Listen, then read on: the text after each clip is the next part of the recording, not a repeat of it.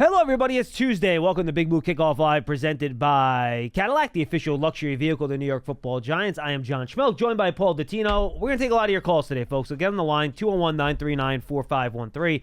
201-939-4513. We'll stick on the game from over the weekend. If you want to call up about the Browns coming up next Sunday, you certainly can as well. Paul, I was on yesterday. I'm sure they tired of hearing from me about what happened in the game.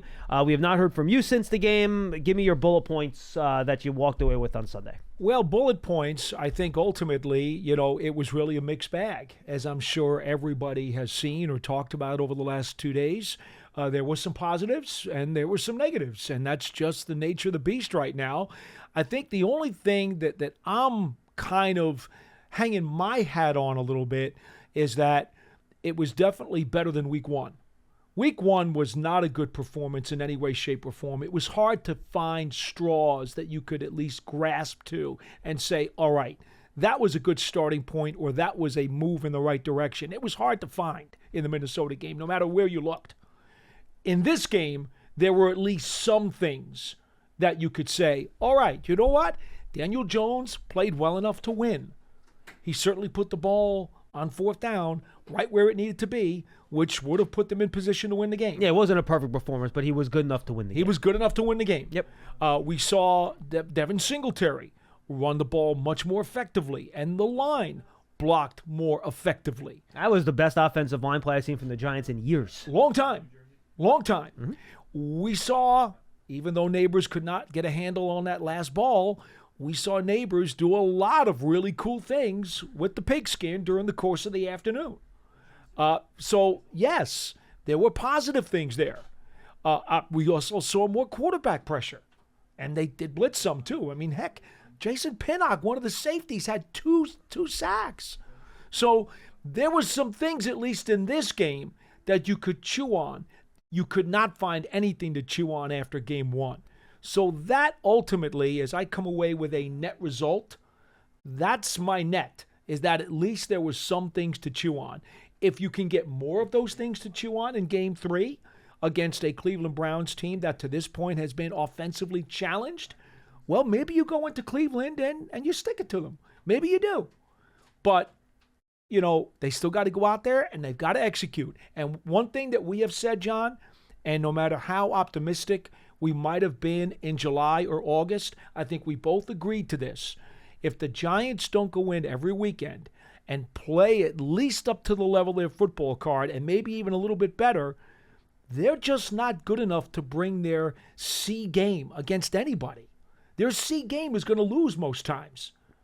And that's just the facts. They've got to bring at least an A- game. Maybe a B+, I don't know. I think maybe an A- game is what they've got to do if they're going to go win games every weekend. Well, and the problem, Paul, is that they showed up with their D- game defensively in week number 2. And that's not good enough. No, clearly not. And that's going to have to get better this week because as inept as the Browns have been offensively the first 2 weeks, last week, I don't know if you've watched that game yet. Have you watched any of that Browns-Jaguar game? I have not seen it. I know of what happened, but I have not watched it yet. They run 6 or 7 offensive linemen on the field, probably around a dozen times in the game. Okay. This is right up your alley. It's all power run game. Mm-hmm. So it starts with the run defense, Paul. They gave up 230 rushing yards or 215 rushing yards, whatever it was, 170 or so in the traditional run game with taking Jaden Daniels complete out of it. Right. Still about 7 yards per carry in the traditional run Mm-hmm. game. If that's not better this week, because it's going to be hard to score on this Browns defense. Their defense is good. They held Dak Prescott under 200 yards. They held Trevor Lawrence to under 50% completions. Mm-hmm. This defense is legit. It is going to be hard to score points against them. Oh, sure. If you give up 20 points in this game, you lose. Yeah, you very If you well give could. up 20, you lose, unless you can get some pick sixes, special teams touchdowns, things like that. So this defense has got to be better. And until that gets better, and you mentioned the pass rush is pretty good. Right now, the Giants are 7th in the NFL in pressure rate. 39%, according to Pro Football Focus. It's pretty good. John, But when you can't stop the run, you can't cover anybody. Doesn't matter a whole lot. What I wonder is, and look, I didn't study enough of Titans tape when Shane Bowen was there, and we all know that his defenses were very good against the run, and they didn't blitz much. We know all about the characteristics of his defense. What I don't know is how often did he employ the strategy of the bend but don't break? And how often did he also employ the strategy of, look, it's okay if we give up 150 yards on the ground. We're just going to do what we can to eliminate the passing game. Well, given how good their run defense was, I imagine not very much. I imagine not either, but how many times were there? There might have been some games where they did that. And there's a level of bend. I don't know. There's a level of bend that don't break that works. Sometimes. Any level, you can't bend so much that you give up a score on every possession and you don't force a punt and a takeaway. That's not good. No question. The Giants have to get some takeaways. I did like the fact, as I said, force a punt. I did like, and I said this on the post game, the fact that Washington was 6 times to the 15 or closer and had to get 6 field goals. I asked Bobby Okereke about it after the game, and I said, to think that you did not give up a touchdown and they got inside your 15 6 times and they couldn't get it past the goal line, I mean, that's impressive. The problem is that some of that was self-sabotage. Well, they had 3 procedural penalties inside and the 15. You know what, though? I thought about that, and I went back, and I did look at those plays again. And I do think that Washington's offense was somewhat flustered about what the Giants were doing down there. There were false start penalties, Paul. False starts can be guys are intimidated. Guys are Why would you be intimidated against a defense that hasn't stopped you the whole game? Because what happens is when you get into the red zone and things are more compact. You're not giving credit to the Giants defense for false start penalties. Come on. No, what I'm saying is that there are times when you get deep into the red zone that a defense can, with their anticipation and with what they are doing, they can force the offense into making dumb mistakes, especially false starts. Well, like holds I get and things like that, but whether or not you think there's a false start is completely under your own control. Well, offensive coaches will tell you that because they're like, that's on us, that's all us, that's all us, that's all us. But then the player winds up telling the coach, yeah, but I thought this guy was doing this to me, and that's why I jumped. It does happen. There is a cause and reaction that sometimes causes false starts. I mean, every time that we would see Evan Neal false start or Schmitz or anybody else on the Giants offensive line false start, a lot of times it's because, you know what? They're concerned about the guy in front of them. Right, it happens. But in the end, it's still on Schmitz and Neal when they fall start or whomever it is to I'm not disputing that. It's still on them. Right. The Commanders still have to hold their water and not make a mistake. But I do believe that the Giants' defensive front, in those instances, they did things that perhaps caused a bit of a flinch. And so I do give the Giants credit for keeping them out of the end zone. I appreciate the fact that they didn't force a punt, and that stinks. They didn't get a turnover. That stinks. But they also kept them out of the end zone. And when you consider that there were 6 trips to the 15 or inside, I'm sorry. I look at that as a positive. No, it's a positive, but it's overcome by the fact that the offense had 7 possessions because the defense couldn't get off the field. Well, ultimately, it's overcome by the fact that they couldn't stop them on the last possession. That's the thing that upsets me more than anything else, is that the game is tied. You give up the ball, and then they go, 65 yards or whatever it was to get the winning field goal. Right. I mean, that's the one that makes me disappointed in the defense more than anything else. Which, by the way, it looked like they could have probably scored a touchdown on that series if they wanted to as well, but they didn't have to. I mean, who knows? Right. But the pass to Noah Brown where he turned around Cordell Flott. Yeah, he just turned him around. There was no one within 20 yards of him. And you know, I gave Cordell Flott my gasser on defense, because that was the play that put them on the positive side of the 50 and set them up into potential scoring range for the winner. My larger point, even if you do hold them all to field goals, right, which is, again, certainly better than giving up touchdowns. You only give up 21 points. That's not an absurd amount of points. Certainly better. No question. It's a positive. No argument. But you can't allow the other team to have 38 minutes of time of possession. No, it's not that good. I agree with that. I would also counter on the other side of it.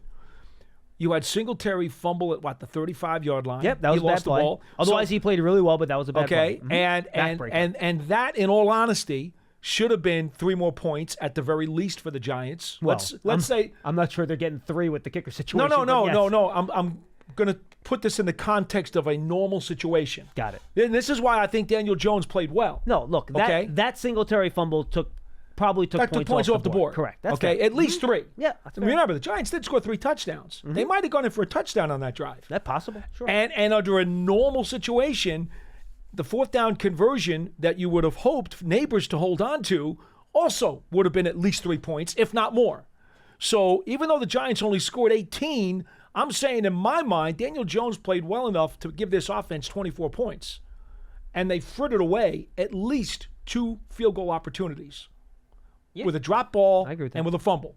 So if there's one thing that I can say to everybody out there, back off Daniel Jones for a week, because he did what he had to do to give them a chance. We didn't have any phone calls on Jones yesterday, but we are going to have one today. You want to take some calls? Let's go. 201-939-4513. Jason in New York wants to lead off talking about DJ. Jason, what's up?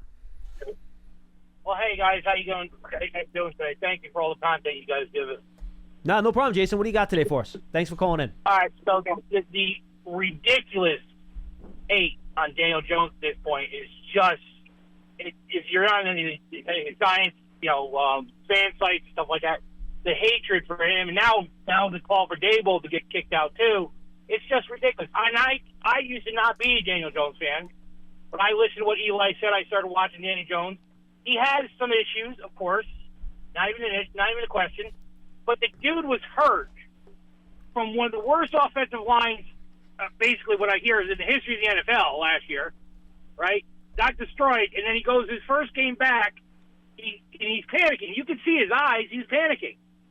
I understood that. You don't want to get creamed again. You don't want to be out again. So give the guy a break. He looked much more comfortable. He looked much more comfortable in the pocket in week 2, Jason. I agree with you, 100%. Absolutely. I was very happy. I mean, it sucks that Graham Gano got nuked. For trying to chase that run down. I wish a punter wouldn't chase down plays. But it is what it is. We'll have a different kicker this week, and hopefully they can do better. But the defense can't let everybody walk them down the field like that. That was just ridiculous. We're with you. Jason, you got anything else for us? That's about it. But thank you guys for listening to me. Appreciate it. Thank you for everything you guys do. No problem, Jason. Thank you for listening and watching and listening to all our content. Without you guys, we wouldn't have a chance to do this, which we love to do. So we appreciate that. No word on a replacement kicker, by the way. So if we do get word on that today, I guess it won't be till tomorrow morning when Brian Dable addresses the media at 12:30. It usually is. I think so. But once we get word on that, we'll let you know. Yeah. Hey, look, one thing I could tell you for sure is that the Giants offense needs to take advantage of every scoring opportunity they can get their hands on, which means this is an important decision. You do not want to be, frittering away 3-point opportunities. You just can't do it. The Giants don't have a lot of room for error, John, if at all. Not the way they're playing right now. The margin for error is still very small. So you got to take advantage of every scoring chance. Agree 100%. All right, Coach Marvin in Delaware. Coach, I'm happy to get you in a little bit earlier in the show so we don't feel rushed here. What's going on, Coach? How you doing, John and Paul? Could be better, Coach. How about you? I'm doing okay. I tried to get on a few times. It's tough to get on now. Once a week, it makes it tough. I wanted to call Friday, but before I start on that, you guys were talking about the defense. Again, I hear people talking about what coaches need to be fired and all this stuff. I hear that. And everybody that says what coach needs to be fired wasn't the person that hired them. So the only person going to fire him is the owner. Until the owner starts saying, I'm looking at fire him, we shouldn't be talking about who should get fired or not. That should come down to ownership. The defense you guys were talking about, I thought they played, in my opinion, they got different, they think different than I do. I thought we started off the game soft coverage.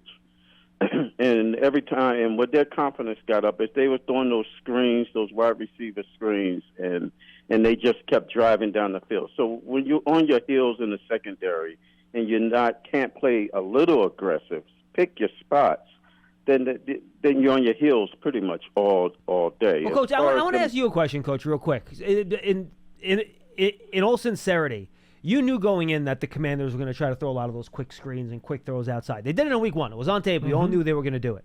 At the same time, you got a young secondary, so you don't want to play. You're not going to play a lot of press. You don't want these guys to get behind you for big plays. So how do you balance that, trying to get after that quick screen game and be aggressive against it, but also mitigate your risk of letting guys over the top on you? Well, my thing is they're going to. If I'm watching them, they didn't really have receivers that I'm afraid to get down the field on. So going into the game, if I'm playing Kansas City then I can look at that coverage. You know what? I'm going to play back, and I'm giving them everything underneath and see if Mahomes going to be patient enough.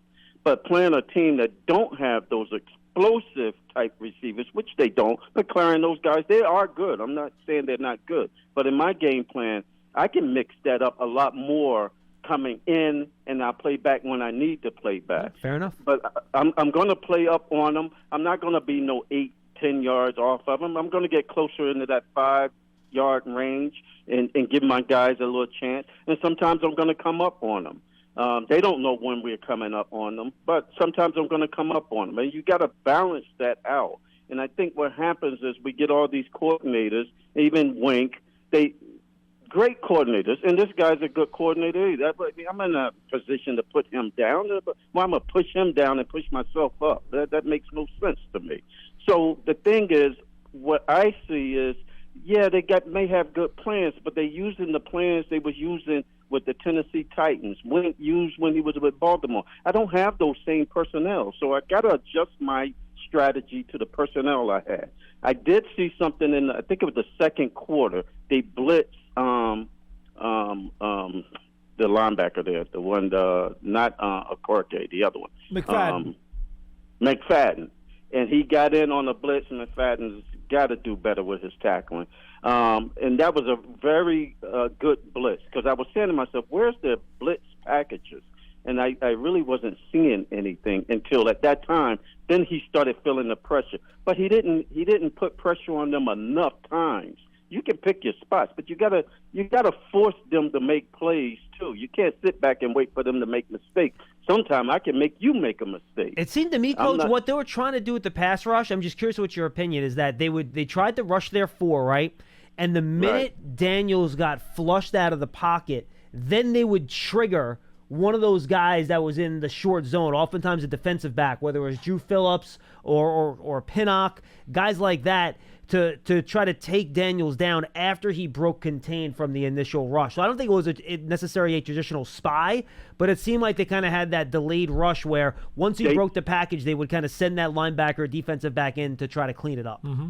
And I did see some of that, but the problem with that is when he's breaking and you in a zone like that, you don't know if to break right away at him or to wait, because if you break too soon, you're going to leave a man wide open. No, that's a good point. He may hit him. Yep, that's so fair. you're kind of like trying to balance it out, and it's like a mind game. If he's coming, my guy is kind of like, he don't know when I'm coming or if I'm staying back. So you're both playing a mind game with each other, and it's like playing chicken. Who's going to chicken out first?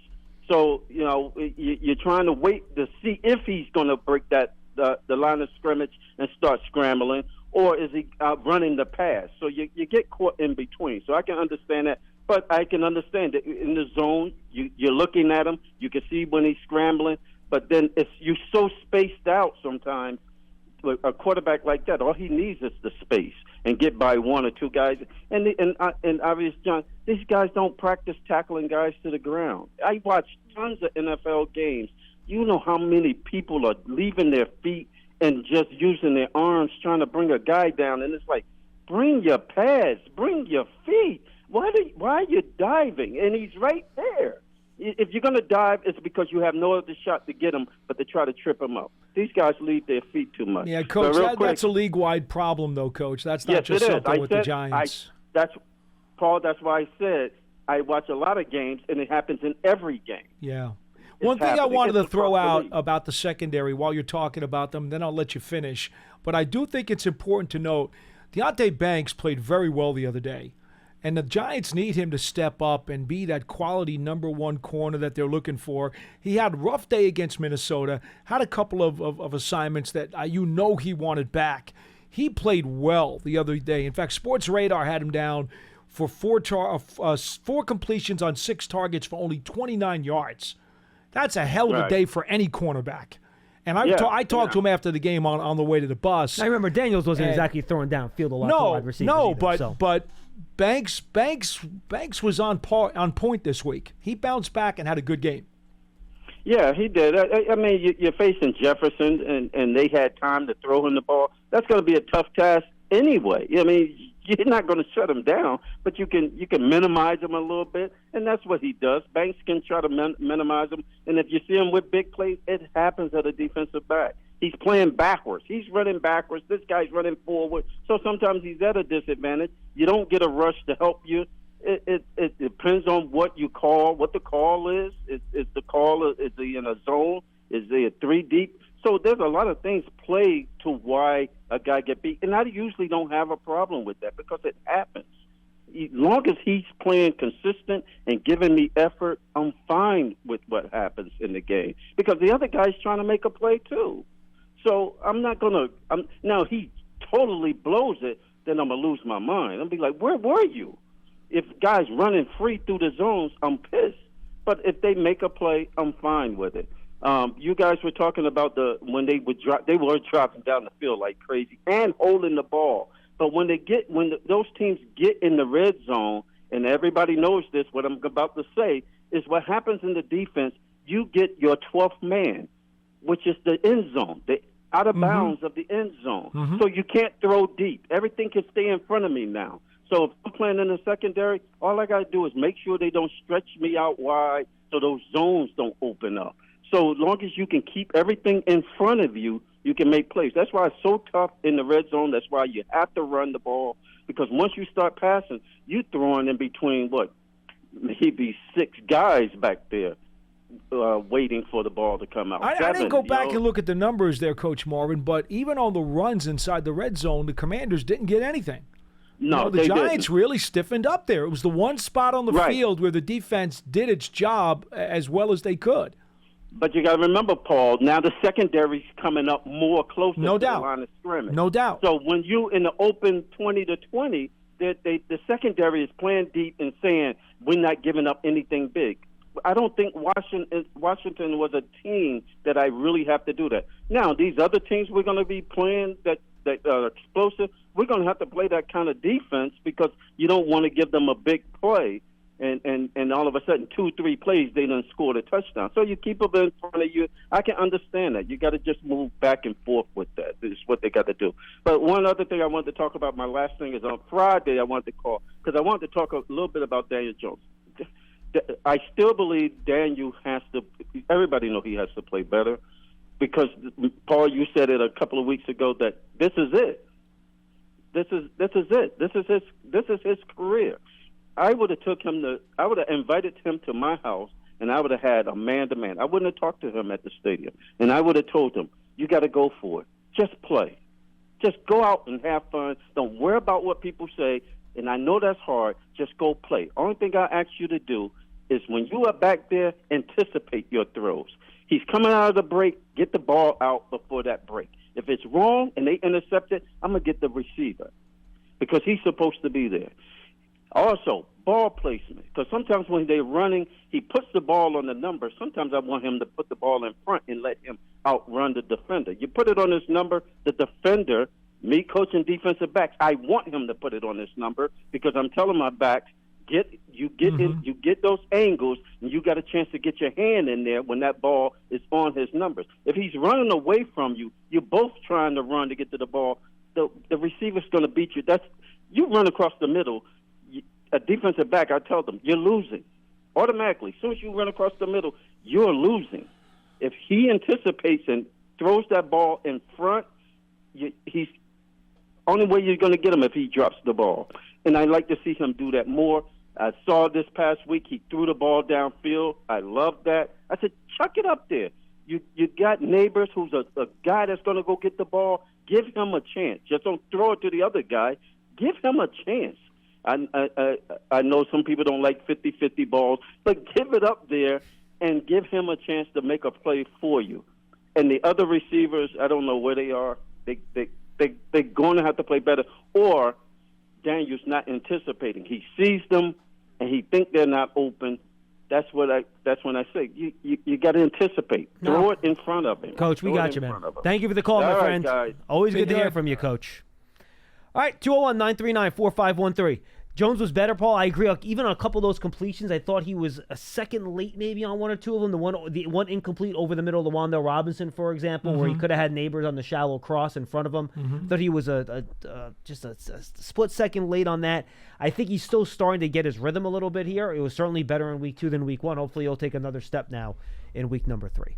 Yeah, and again, let's give a little props to the offensive line because it was the best. It was the best that they could have played. There was a play, under Paul, the circumstances, where he actually dropped back, looked right, got to repivot, get back to his left, not have to move out of the pocket, and he delivered that great deep out to Slayton on the left side. It's like, wow, I have not seen him be able to actually do that in the pocket in like 3 years. It seemed like he had like 3 eclipses back there before he had to get rid of the ball on that particular play, and it was amazing. All right, let's go to Aiden in New Jersey. He's up next. Hi, Aiden. Hey, how's it going? What's up, Aiden? Hey, so I called a few weeks ago and asked about the pressure that the coaching staff has. First, I want to make some points about Shane Bowen, then about Brian Dable. Sure, go ahead. Okay, first off, I feel like so far, I mean, it's 2 weeks in, but I think the Shane Bowen hiring was really bad. I mean, we're bottom 5 in the league in defense. We're making Sam Darnold look like a superstar. We can't get off the field. We allow Washington to get a score on every single possession. So I think there has to be changes with the defensive scheme there. Aiden, look, Aiden, the defense has been bad the first 2 weeks. No one would argue otherwise than that. But remember, I did I not say on these same shows in the preseason that the early season defense was going to be rough because you have a very young secondary getting used to a new system. Now, you want to get on the rush defense and say, well, you know what, the rush defense needs to be better and that's not system related. I'll buy that because the rush defense stunk the last 2 years. You're in a completely different system. Now you're in a new system. The rush defense still stinks. So yes, that needs to be better. But in terms of the secondary, it's a young group. It's a new system. I did expect a slow start for the secondary to start the year, but now it needs to start rounding into form now as you head into week 3. Yeah, I mean, I totally agree with that, what you're saying there, but like, I mean, you can't be letting the offense have like take over like the entire time of possession, kill us in that game, and not getting off the field. No, and I get it, but if you change, no, I totally get what you're saying, and no one's saying that the defense doesn't need to be better. Of course, it does. But even if you make and they would never move off of your DC after 2 games. It's crazy. But yeah. Even if you make a change there, whoever you bring in, you're not changing the scheme. You know what I mean? Like you would just bring in, like you would promote Jerome Henderson. He would still run the same scheme. You would just have a different guy calling the play. So there's no way after 2 weeks you can bring in a new defensive coordinator to install an entire new way of playing mid-season. That's impossible. So this is going to be the basic scheme for the remainder of the season. It's just a matter of executing. And we've seen historically, when executed properly, the Shane Bowen system does work. Okay, yeah, that's good to hear. Some hope there. And what Brian Dable, my problem is, I mean, I don't want him to get fired. Everything. I mean, my thing is here. I mean, we just last year and this year too, with that last game, and even games that haven't been close, we lost. I feel like it needs to be better, and we need to be able to close those games like the Giants were finding ways to win two years ago. And now I feel like not even that what was I gonna say, that I feel like there's a problem with the Giants with hiring first-time head coaches, because you've seen it with McAdoo and who else? Joe Judge, and now Brian Dable is the first-time head coach, and I feel like there's a little bit of a lack of experience here. Like, even that he exceeded expectations his first year, I feel like he's struggling in a way, and that shows that like he doesn't have much experience as a head coach. All right. Well, thanks for the call. Appreciate it. I want to give you a couple of numbers here. And again, history does not necessarily dictate future results. We talk about the stock market all the time. It does not. But just as a matter of point, John, when Shane Bowen took over as defensive coordinator for the Tennessee Titans, he had already been a defensive assistant there at the time, and then they promoted him to DC. The first 2 games of that season, they gave up 38 points and 416 yards to the Cardinals and lost 38-13. In the second week... This is his first year as defensive coordinator. Yes. Okay. In his second game as defensive coordinator with Tennessee, they beat the Seahawks 33-30. Okay, so they gave up 30 points or more in each of the first 2 weeks and gave up 397 total yards of defense. So that's combined 800 yards allowed in 2 games, and I don't know how many of these could have been turnovers or special teams, but the Titans did allow 68 points and 800 yards over the first 2 games of Shane Bowen as a defensive coordinator. Now, is that a coincidence that the Giants defense in many ways has struggled through the first 2 weeks? I'm not going to say it is or it isn't. I'm simply giving you some facts here. Is it possible that even though he had been a Titans assistant, when he took over as DC, there was an acclimation period that these guys needed to get into because their defense played better after those first 2 weeks? Is it possible that this Giants defense also needs an acclimation period? I'm just giving you facts, folks. I'm not giving you sugar-coated glasses or sugar-coated drinks or blue-framed or blue lens glasses. I'm not giving you homerism, and I'm not giving you excuses. I'm simply telling you what some of the facts are, and if you want to interpret them a certain way, that's on you. That's not on me. I'm just giving you those facts. Look, and we said I thought it would, what that game looked like on Sunday was my worry of what, if the early season didn't go well, what it might look like. I didn't think it would look like week 1 where the offense was, just inept and not very good, right? But I was afraid you were going to have games where the offense did enough to win, but the defense couldn't hold at their end of the bargain. Again, new system. It usually takes some time for these guys to figure things out. Look at the Cowboys in week 2 against the Saints. Mike Zimmer, we know he's a good coordinator, right? And they got absolutely lit up by the Saints. Mm-hmm. It happens. It takes some time to figure these things out. Is that a guarantee that they're going to? Absolutely not. We'll have to wait and see. But you shouldn't rush to judgment after just 2 games. As bad as it's been, and it's been bad, but you got to hope it gets better. We'll have to wait and find out and see. Look at Cincinnati.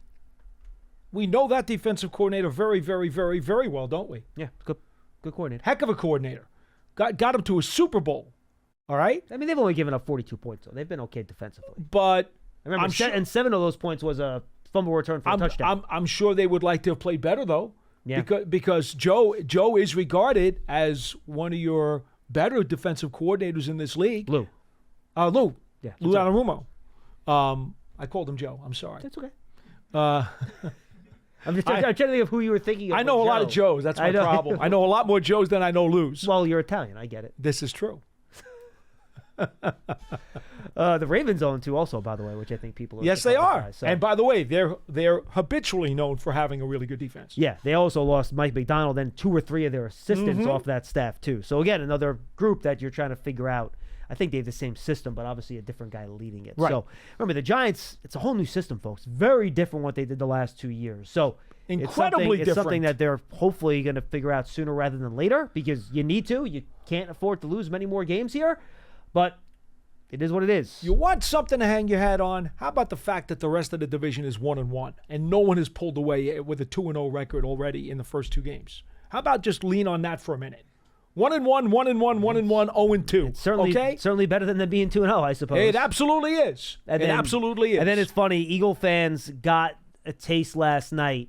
As great as Saquon is, as much as we like him, he does have issues catching the ball sometimes in spots that can hurt the team. And we saw that at the end of the game last night. He cost the Giants a game at MetLife Stadium last year on that same play. He was all alone, walking to the end zone, and he dropped the ball. And it cost the Giants a game last year. Another game, too, where he dropped the ball, popped in the air, and got returned for a touchdown. And now, this game last night, the same thing happened to him in Philadelphia. It's weird with him. Like, people always talk about him as such a great receiver.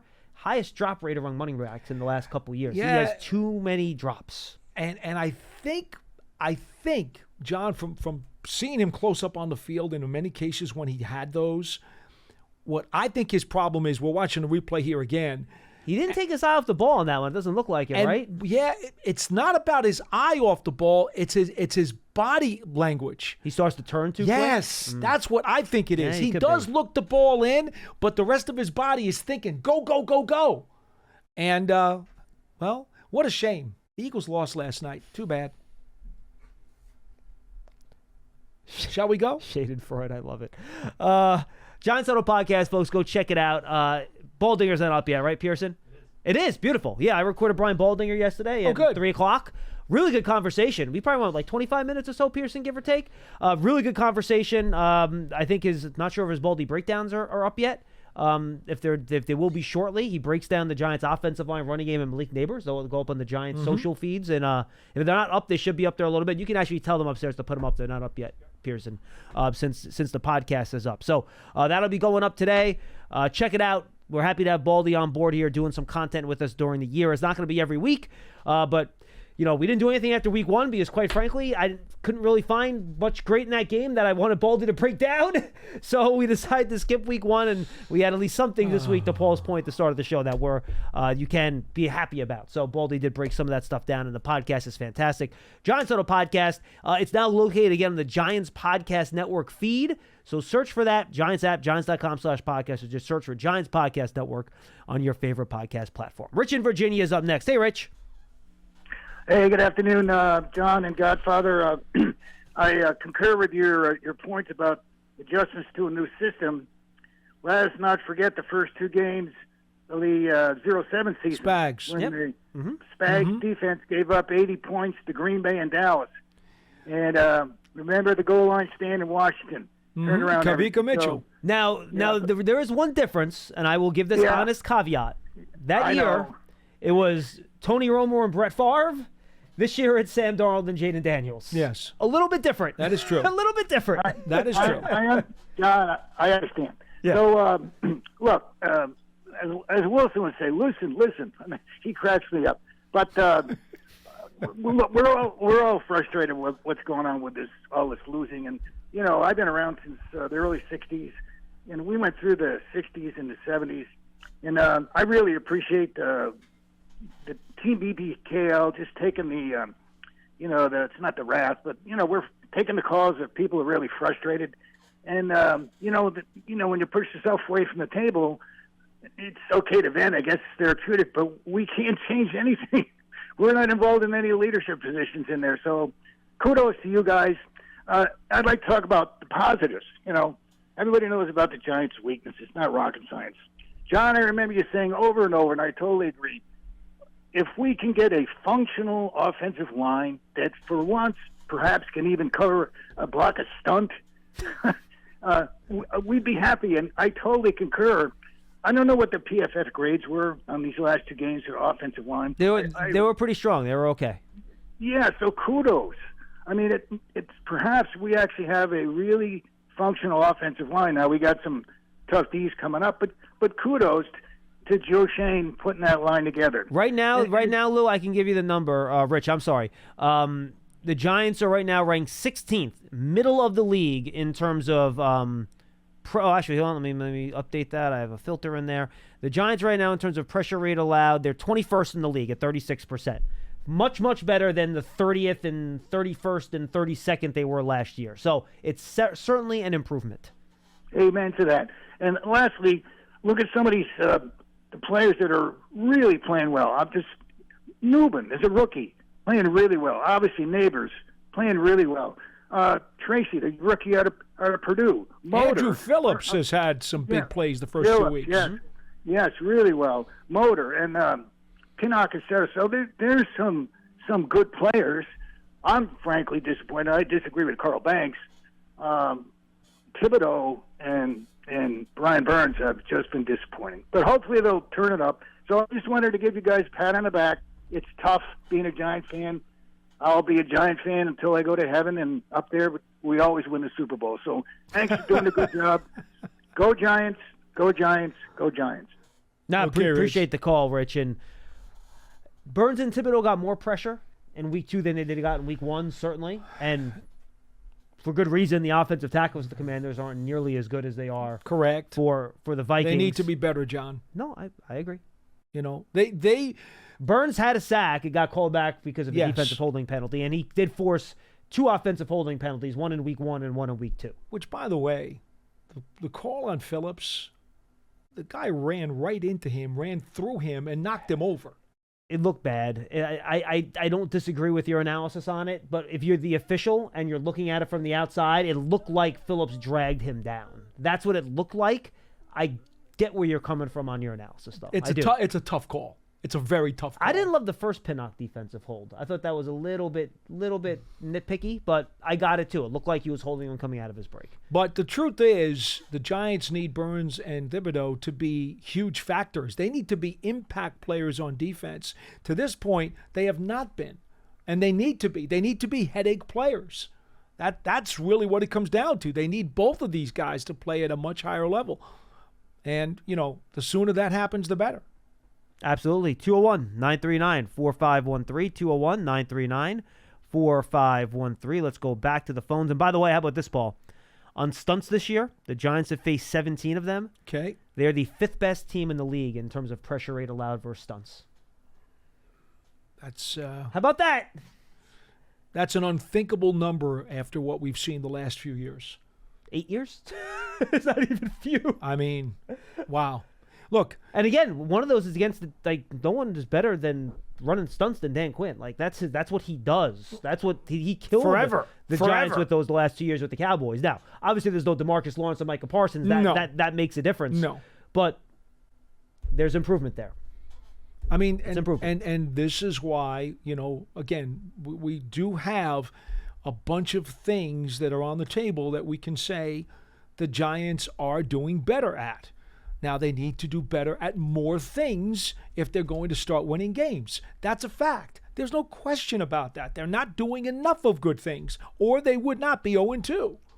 But at least there's something there that you can point to, as opposed to what? There are 9 teams in the NFL right now, John, that are 0-2.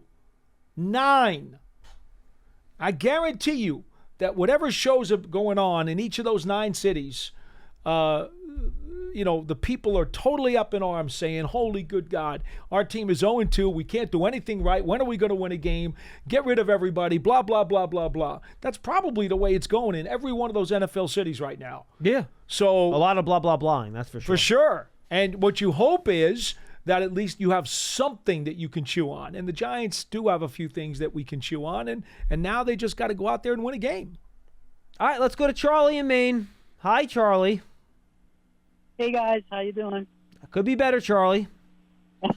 We were doing great till you called. Speak for yourself. Go ahead. I've been miserable for 2 days, Paul, but that's okay. That's all right. Go ahead, Charlie. What do you Hey, got?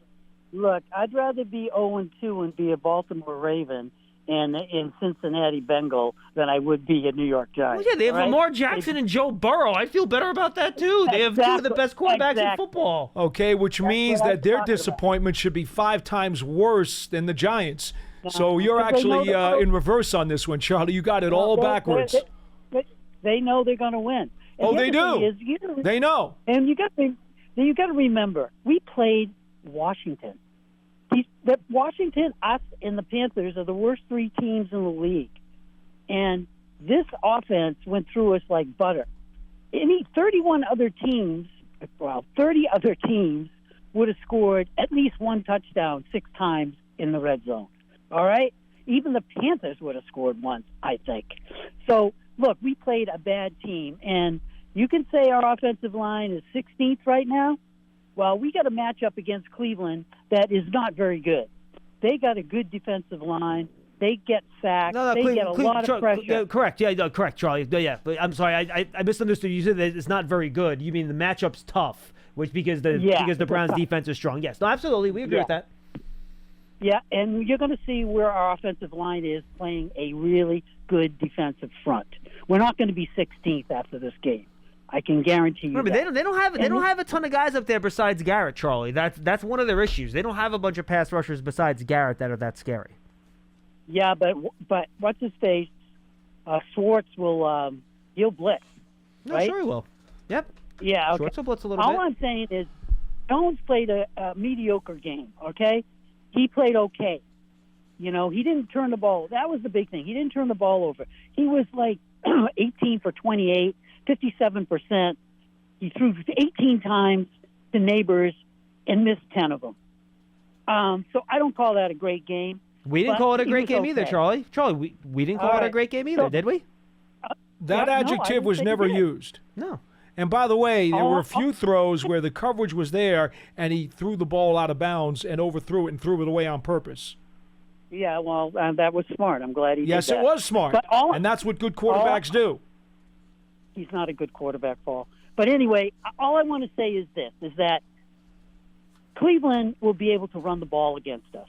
If Washington could run the ball against us, and if Minnesota could run the ball against us, guess what? Cleveland's going to run the ball against us because they have a really good offensive line, and they got a good running back. If the Giants do not play better on their run defense, the Browns will run the ball against them, 100%. No question. They have to play better stopping the run. You have to. Yeah, and it's elementary, my dear Watson, says Sherlock Mahomes, that I think that Cleveland's going to score 30-plus points on us. I think this is a get-right game for Watson. And I think he played better this week, and I think he's going to play better this week coming up. So, look, this is not a good matchup for us. And we're going to end up 0-3 going into Thursday night at home with Dallas Cowboys coming in. If we get blown out by the Cowboys and we get embarrassed and Myra gets embarrassed, I don't know what's going to happen, but I know Jones won't be playing again, but I don't know what's going to happen to the coaching staff. Because he's not going to put up with this, not after that first game, being embarrassed, the 100th anniversary, all the stuff that went on, all the hoopla. I'm telling you, if we go into that game and we get embarrassed on Thursday night, and it's going to be a short week, I don't know what to tell you guys, but it ain't going to be pretty. I'm glad you're. That's all I'm going to leave it. Got it. I'm just going to say Cleveland is going to score 30-plus points. We're going to score maybe 13, 16, something like that. I'm glad you're keeping a positive attitude, Charlie. Thank you very much. Be well, Charlie. Be well. I can't. There's nothing else to say about him. I got nothing. There's really nothing else to say about him. Sherlock Mahomes didn't make any sense. I actually did like Sherlock Mahomes. But it had nothing to do with the Chiefs or anything. No, it had nothing to do with anything. Anyway. Now, the question is, did he do that on purpose, do you think? Or do you think he just did his classic Charlie It's misspeak? 50-50. His middle nickname, though, is Chicken Little. I don't know what Charlie's last name is, but it's got to be Chicken Little. He does always think the sky is falling. The sky is always falling to agree Charlie. Always. He can't help himself. Now, in fairness, he'd be saying this if they were 2-0, too. I mean, it would have been. And he is consistent. I'll give him that. And that's the reason why we are mocking him like we are. No, because, I'm not mocking him. Well, to some degree. Because you're right. If the Giants were 2-0, he would still be the sky is falling. He can't help himself. That's why it makes him a lot different than maybe some other callers who are expressing their disappointment. We understand that. Go ahead, John. You doing okay over there? I'm fine. Charlie has absolutely no idea what I had to hold back on during that phone call, but I did. It's okay. Let's go to Vinny in Florida, and then you can scream one more, Pearson. Vinny, what's going on? Hey, Schmeelk and Paulie. Hey, before I get into my issues, I wanted to say, did I do something to offend you guys or hurt you guys? Why am I on this list? Last week, right after Wilson, and this week, right after Charlie? Am I on a certain... Now, Vinny, that's not us. You got to talk to Pearson. I don't know how Pearson's ordering the calls here. Maybe you made Pearson upset. Maybe you said something negative about Tom Brady at some point. I don't know, but... Now, Pearson, Vinny's upset because apparently last week you put him on right after Wilson, and this week he's coming on right after Charlie. So he's unhappy with his call placement on the board here. It's just how they come in, and then you decide, John. Actually, Vinny decides it on the order that he calls in. That's really. right. Let's be honest. That's so, Vinny, it really is all your fault. Hey, I had a busy signal before. So I got you, man. It's all good. What do you got for us today, man? Hey, first I wanted to say, asinine when commentators after the game are batching at Babes about putting on the roster a second kicker because the first one might get hurt. Just asinine. That shouldn't even be a question. I don't think it is, but I just wanted to kind of say that is, hey, you can't put two kickers on the team in case one gets hurt. You lose special teams because of that. The second thing I wanted to talk about was the offense, and I want to make a couple comments about the defense. I think over the last 2 weeks, even though Saquon Barkley has played well, I think last night and the total of what happened, hey, Singletary gained 90-something yards, Barkley gained 90-something yards. From an investment standpoint, I think that's showing that the analytics, the AI makes the decision that running backs are a commodity that other folks are. So I think that justifies, and it's early to say that, but I think it justifies Joe Shane making that move because we invested more in the offensive line. And Vinny, Singletary also did it on fewer carries. Yeah. But at the same time, we got 95 yards. The Eagles got 95 yards. Yep. So and then I also wanted to say, Malik, I do expect the offense. We haven't seen Theo Johnson yet, but one catch. I expect that Cleveland may look to double team Malik, very similar to what Jalen Brunson was getting in the playoffs against Indiana, that they would just double and triple teaming him. We're going to see that until another wide receiver or tight end or even running back steps up and gets into the equation. And I think because we're such a new team, that's going to come with improvement. Theo Johnson is going to break out one game. Jalen Hyatt is going to get opportunities. So I think the offense is a part of, hey, we're just a new team with a lot of new faces, and it takes time. And 2 games is the improvement from game 1 to game 2. It was great, but we still got a long ways to go. I think it would be bold to say 15-2, but and insane. But I definitely want to say we're going to win some games, and I just despise negative people. It just crushes me. Deep optimism about something, and this person knows who I'm talking about. Vinny, I find it a little surprising that you're willing to put Neighbors in the headache player category after one game. Honestly, if I was an opposing defensive coordinator, he would be for me too. Now, he did. First game against Minnesota was like, okay. Second game, 10 for 127 and a touchdown, 18 targets. I think he's already quickly getting to that category. I don't know if he's there yet, but if the Browns decide that they're going to treat him with special treatment and a specialized plan, then he is officially a headache player. Now the Browns, and he might be. The Browns play a ton of man-to-man. Denzel Ward is one of the best, and he's one of the best cover corners in the league. So they might just put Denzel Ward on him and let him go to work and not send extra help in. So I'm curious to see how Jim Schwartz decides to handle that. Now, if Ward travels with him, that identifies him as a headache player. Correct.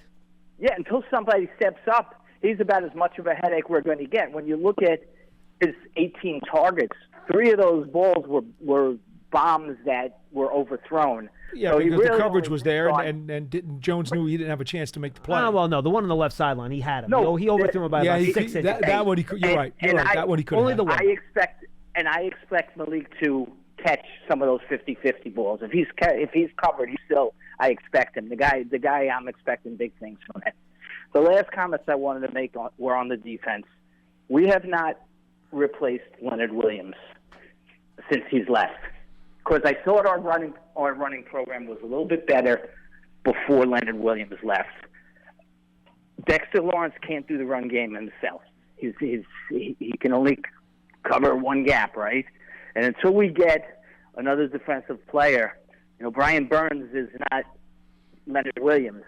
He's another piece we needed, but we're gonna need to get somebody that steps up or plays or improves. And last I wanted to say is that kid, what's his name, Phillips, the number 3 pick. That guy is a dog. I mean, I have never seen a rookie in their second game be that dominant. He likes to tackle. At a nickel position. He likes to tackle. I mean, he's tackling Jaden Daniels too, who's not an easy. You see a lot of folks that miss those tackles when they come in. Very rarely can you say that a corner is a downhill defender. Drew Phillips is a downhill defender. He is. It's very, very unique to be able to say that about a guy like that. He explodes to the ball. He does, Pearson. He plays bigger than he is. No, he does. And that was one of the things they talked about when they brought him in. That's one of the reasons they liked him. And that's why also when they were talking about in Hard Knocks, they had said he was the last of the tipping point corners on the board. Kamari Lassiter, by the way, is having a nice start to his career. Well, have you watched him at all? He's been good. We talked him out at the Combine. He was my target for the second round. He's good. He's absolutely good. All right, we'll stick in Florida. Say hi to Tom to wrap us up today. Hey, Tom. How you doing, guys? We're okay, Tom. What's up? What's up? Okay. Somebody before was talking about how Thibodeau and Burns have not gotten up to what people think they ought to be yet. Yeah. And when I called in last Friday, I spoke to someone and said that the reason that case is because you got two guys, Burns and Thibodeau. I don't know what they weigh, maybe 210, 220. No, they're about 250. Something. Yeah, they're bigger than that. They're about 250. Who's 250? Burns and Thibodeau. I think Thibodeau is closer to 260. You think? I don't. Okay. I don't think I know. I mean, Okay, we can look it up if that's you want. fine. That's fine. That's fine. But they're going up against 280 and 290 tackles, and they're getting them head on. And until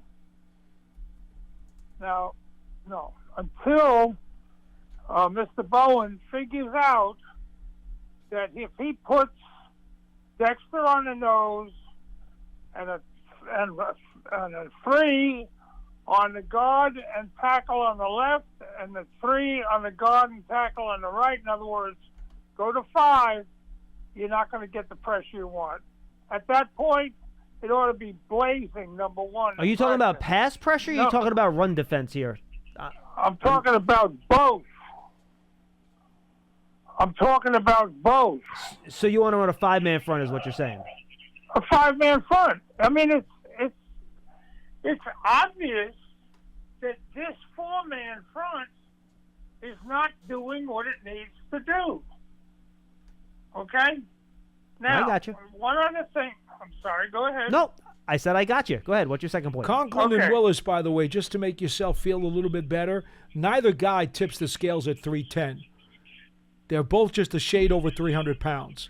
So they're a little lighter than maybe the 315 or 320 that you might see in the league. Is Wills back in Conklin? Because I know they both missed week one. They're both hurt. But if they Right. play this week, Right. if they play this week, both guys are under 310, so they're a little light in the caboose compared to maybe some other tackles. Oh, you mean the tackles they're going up against this week? If the Browns starting tackles are available, neither Okay. one is Okay. considered a moose, if you will, or a boxcar, Okay. or an elephant. But that they're still giving away 20 or 30 pounds to these Thibodeau and Burns, and I mean, look, I can't talk about defensive football. I played wide receiver and running back when I was coming up. I was 6'3", 205 pounds, and I could get it down the road, okay? But, so I can't talk and say like some of the guys are calling, oh yeah, when I was playing, we played, I can't do that. All I can do is look at the situation, look at what it's been like in the first 2 games. The defense has got to pick it up. And I mean, I didn't think I was going to be saying this, but I think that the way that it's being called is not giving the people the kind of opportunity that they should have. Okay, number one. Number two, Jalen Hyatt, I don't know whether he's been on the field at all this year. Okay? He played But if 14 he takes- snaps last week. Coach has said He that did. he is one of the extra receivers. They're starting Slayton and they're starting Neighbors. When they go to extended receiver packages, Slayton will be in there. That's what he said just at his presser yesterday. That's not a That's secret. nice. That's nice. But if it were me and if I were running that thing, I would be having Neighbors and Jalen Hyatt on the same side and have one go long and one go short. Somebody is going to screw up on that coverage, and somebody's going to be able to catch a pass. I mean, I'm not saying that they haven't done well, that Neighbors hasn't done well. I'm sure he has done well. I mean, but if you want to get some deep going on, I'm sorry. All right, Tom. Thank you. Appreciate the call, Tom. I understand you're passionate. That's good. Now, the one problem is that if Wills and Conklin don't play this week and DeJuan Jones starts again, he's 375. He's a big man, and he's a good player. It's the other tackle where James Hudson has played, where that's the spot where you can really take advantage of things. But again, Conklin and Wills are supposed to be the starters. If healthy, those are the guys they want out there. And I don't think either one of those guys is on IR or PUP. No, they're just gimpy. They're nicked up, and they haven't played the first 2 weeks. So we'll see if they're back. Week number 3. I would think if they were gonna be for sure, they might have been IR candidates. So you're in that shady area now. You think we're getting to the point where if they weren't IR, they should be getting ready to play? Right. You would think. Yeah. We'll have to see, and we'll have more updates on the Browns over the course of the week on Big Blue Kickoff Live every weekday at 12:30. Tomorrow it'll be Madeline and O'Hara with us.